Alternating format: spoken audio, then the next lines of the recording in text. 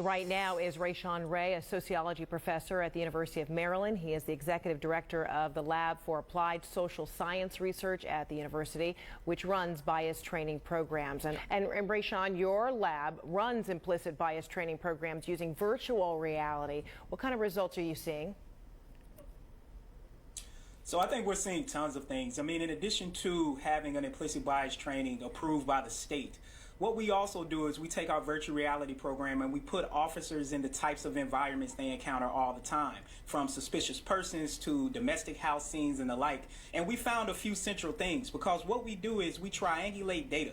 We bring in officers' behaviors, as well as their unconscious and conscious biases, as well as their demographics. We first find that officers, regardless of race, have negative, unconscious bias against black people. We also find that officers, regardless of their race and gender, hold those particular biases. We then find that officers are less respectful of black people, and they are particularly less respectful of black women. So part of what we do is we put virtual reality characters in a setting.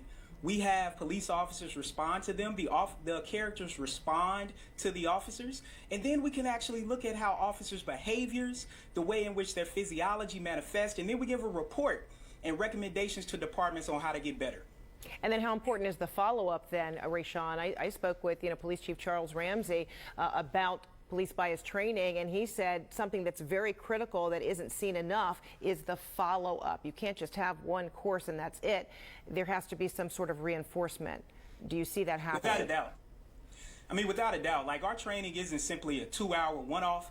Essentially, it will take officers 2 days to get through, and the follow-up is just as important as officers going through. We are researchers, so we bring data and evidence to bear to highlight what departments need to do to move forward. But this is the thing. These implicit bias trainings, as useful as they are, they fall short of police reform without transforming the structure of policing. And I think in order to do that, we need to hold officers accountable. And the way we do that is by restructuring civilian payouts for police misconduct away from taxpayer money into police department insurance policies.